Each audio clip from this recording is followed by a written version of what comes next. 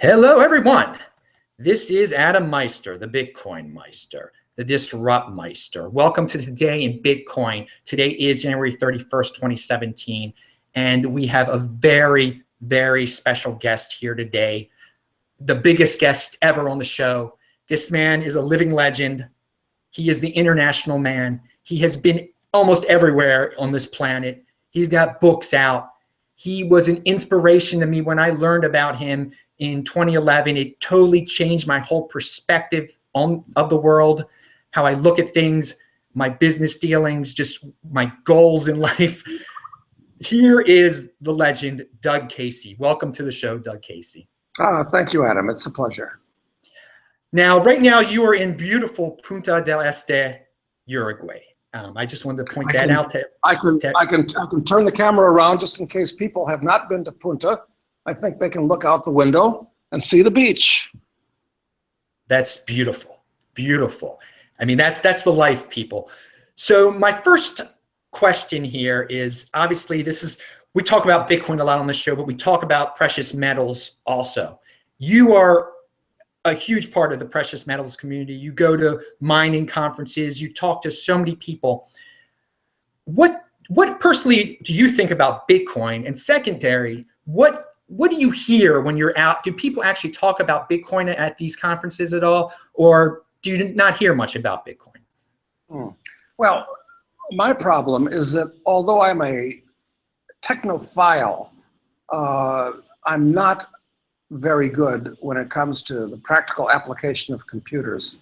So this is the reason, I suppose, I didn't get into Bitcoin early, back when it was trading for pennies. Would have been one of the great speculations of all history. I was introduced to it in Cafayate, Argentina, I don't know how many years ago, 3, 4, 5, I can't remember, by a Belgian guy named Tour de Meester. And he was a big Bitcoin guy, and he actually gave me a physical Bitcoin. It's actually a little coin. I guess it has the code on it. And was trading it around, what was it at the time? $13 at the time. So I bought Tour lunch, and I thought, well, this is great. I'll just keep this as a souvenir. Little did I know. So I'm favorably inclined towards Bitcoin, and I'm sure that the technology in back of it is going to have a major impact on many, many art markets. But I've never gotten involved in it because I don't trust my own lack of competence in the computer. So it's a storage issue for you. You think you would lose them possibly or something? That's part of it. And I don't even like to do online banking or online brokerage. This makes me a dinosaur. I understand that.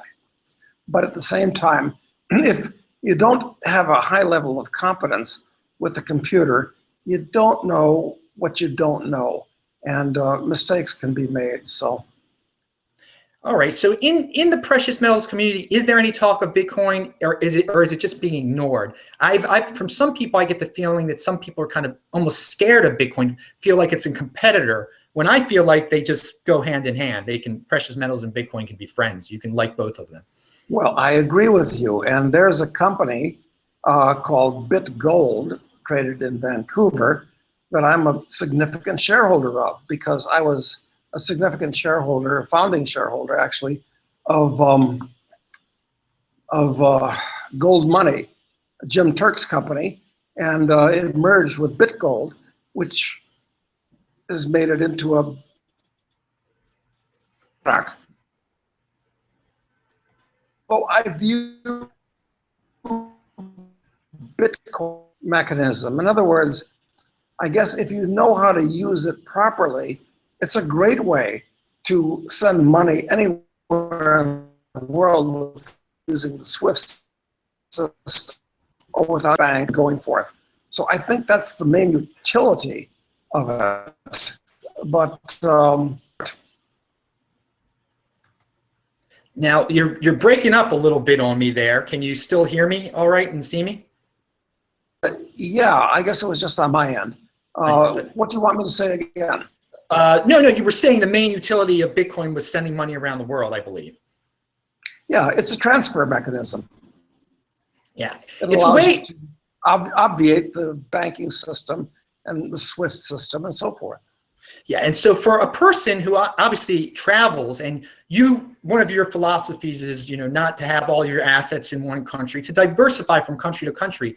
If you have Bitcoin, if you have it on you and control your private key, you can take it from country to country. It's not stuck in one country, and I thought you would like that aspect of it also, which kind of plays off of what you were saying just now. Now, obviously, Bitcoin isn't the only cryptocurrency that's out there. In your circles, do you hear about any other cryptocurrencies, or is Bitcoin just synonymous with cryptocurrency? In my circles, which don't center on Bitcoin, everybody's aware of it, and everybody that I know likes the principles, the idea of it. I think the only other one that we've heard of is Litecoin, and nobody knows anything about that. But I think that what's going to happen is that the US government is going to try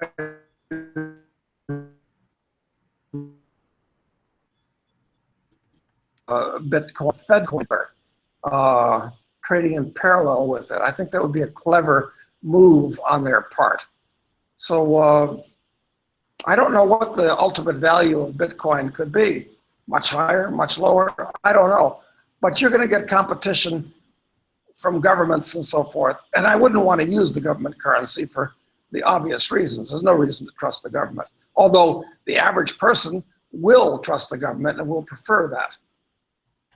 Yeah, that's. I think most Bitcoin people many have no trust of the government. So to get into a centralized cryptocurrency like that is not appealing. But sure, the government wants to force everyone into something that they can monitor, and I'm sure that's the goal of many countries' monetary policies. But Bitcoin will always be there as the free market option. But it is interesting that you heard of Litecoin. That is intriguing.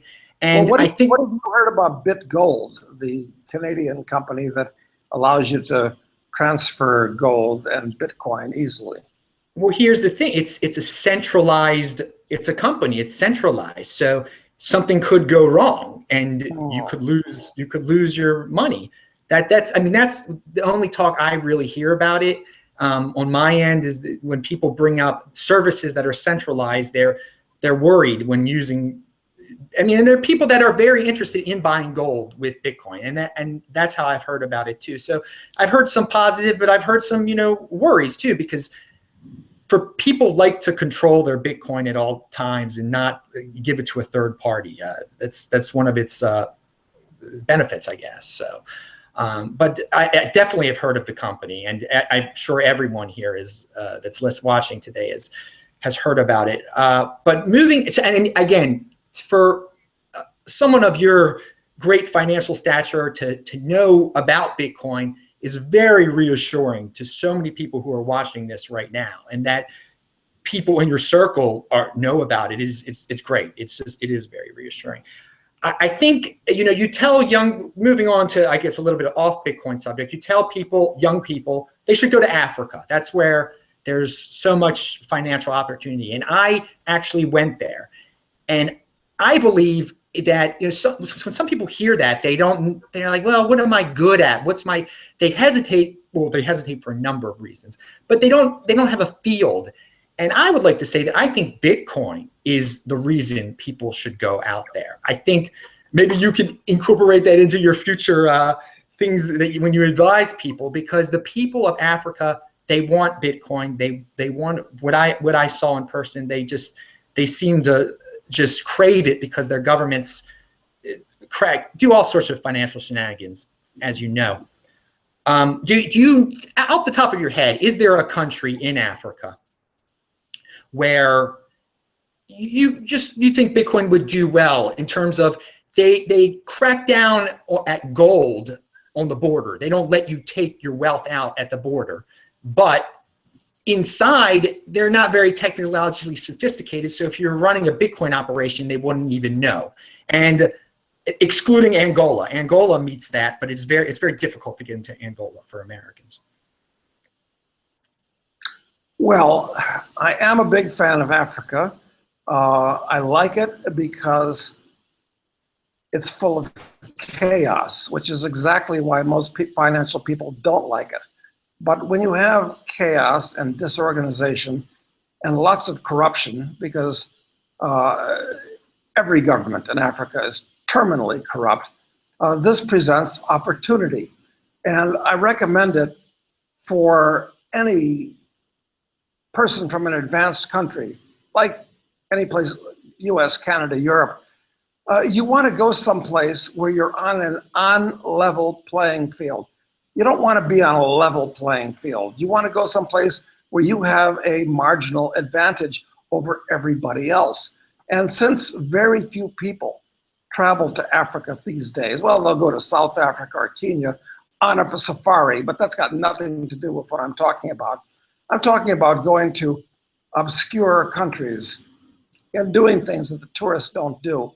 And you'll find that you have knowledge, connections, assets far above other people. And you can quickly become introduced to the top business people. You could be sitting down in an office with the president of the country in a week or two while you're there. So that's where the opportunity is. Also, I've got to point out that the demographics of the continent are very interesting and set in stone. Most people are completely unaware that by the year 2100, about 42% of the world's population will be Africans. It's amazing. Something to bear in mind. It is. It is. So it's growing fast, lots of opportunity. But as you know, young people today in America live in a very, I guess, the clean freak type of society where they want to be comfortable. They want all the modern amenities and they want them now. One thing about Africa, and this is a question I have never heard anyone ask you, that scares a lot of people off, is malaria. When you've spent a lot of time in Africa, did you take malaria pills? And no, never. Well, Adam, first of all, I want to recommend that all of your listeners read my novel that was just published called Speculator, which is a story about a 23-year-old guy that goes to Africa and lot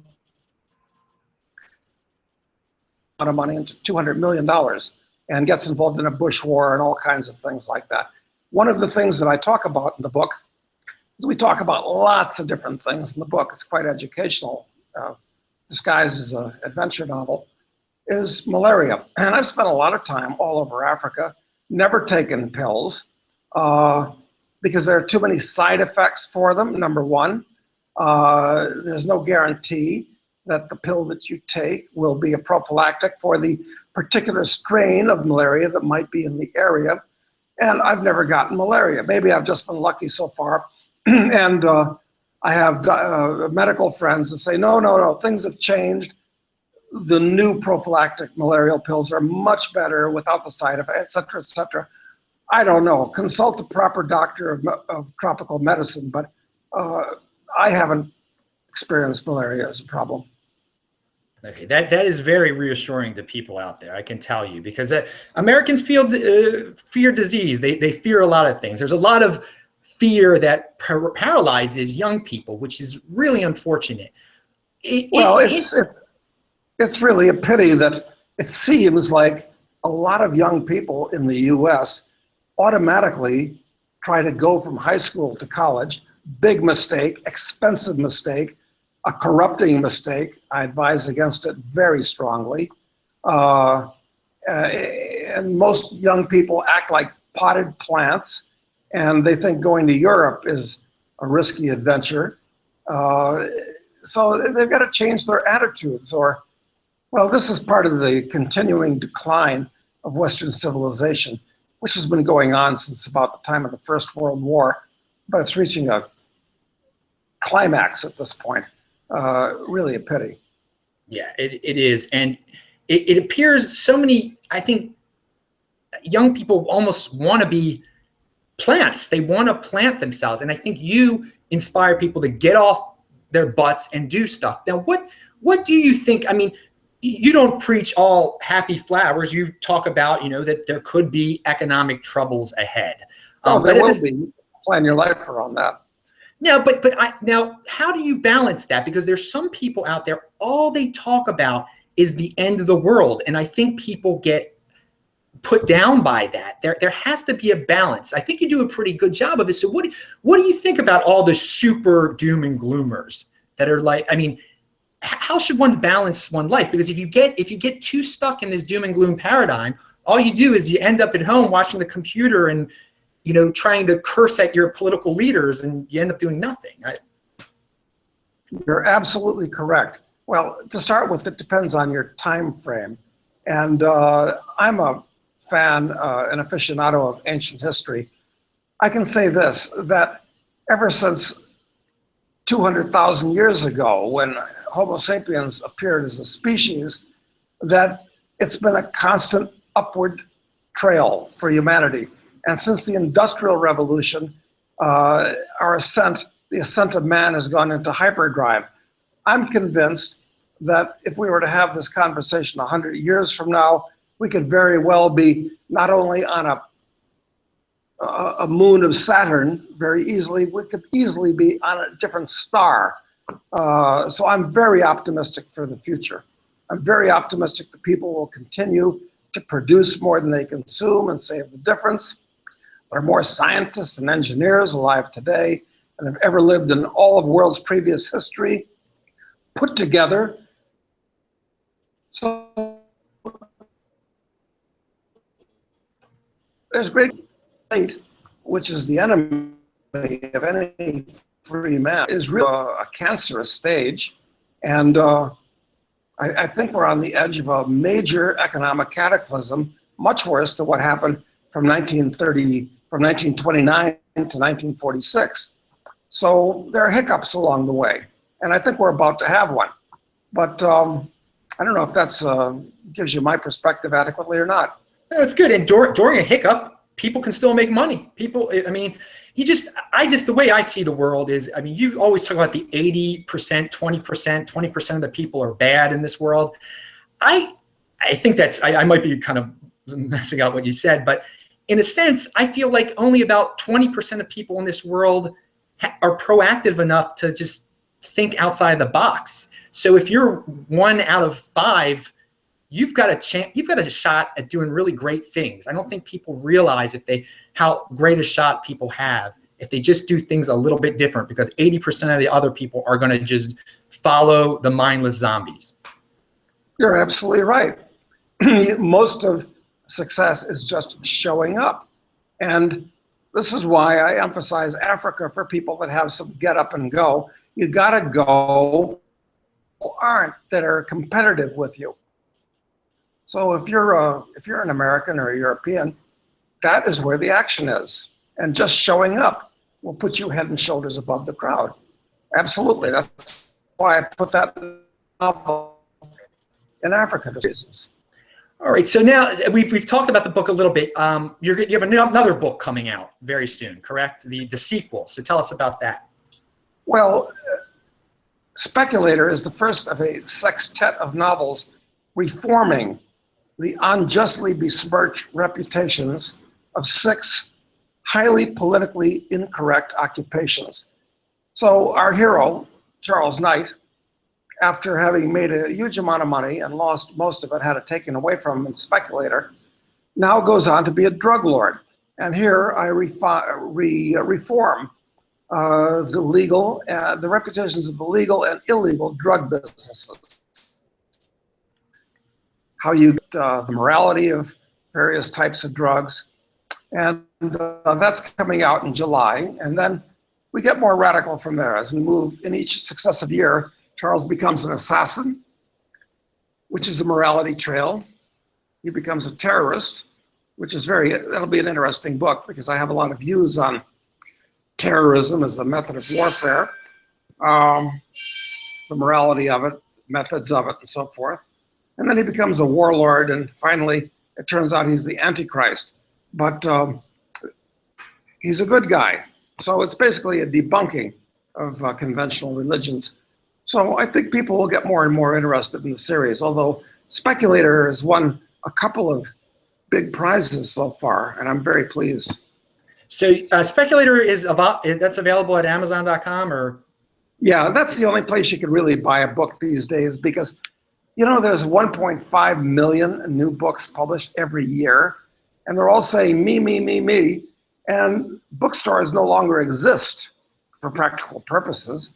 So Amazon is where it's at. So if people go to Amazon and look for Speculator, Doug Casey, I think they're going to be in for a thrill. I'm going to link to that below this video. I'm going to link to all of Doug Casey's information. Well, I thank Doug Casey for being on the show today. It has been a pleasure. It has been an honor. Do you have any more thoughts on Bitcoin, Africa, a country where some people should just go to, maybe Malawi or something? They speak English there. That makes it easier, right? Any closing thoughts? Well, my last trip to Africa was to Zimbabwe about 10 months ago. And Zimbabwe is pretty close to the bottom of the barrel right now. They've done everything they possibly could to destroy their economy. As far as Bitcoin is concerned, one thing to bear in mind is almost every African, after they buy a suit of clothes and have enough food to eat, they buy a cell phone. They've all got cell phones. And once they become familiar with the cell phone, and especially after they get a smartphone, obviously, then Bitcoin is a natural for them. So this is an argument for Bitcoin taking over that continent, because every currency in Africa is a piece of toilet paper, controlled and good only within its own borders, inflated out of existence. It's a horrible situation.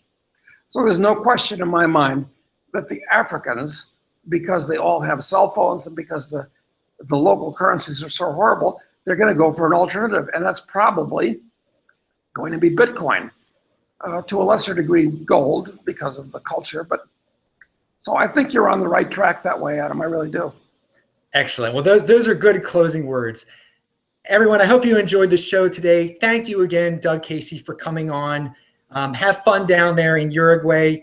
Everyone, I'm Adam Meister, the Bitcoin Meister, the Disrupt Meister. Remember to subscribe to this channel, like this video, share this video, spread the word. It has been a pleasure. Goodbye, everyone. See ya.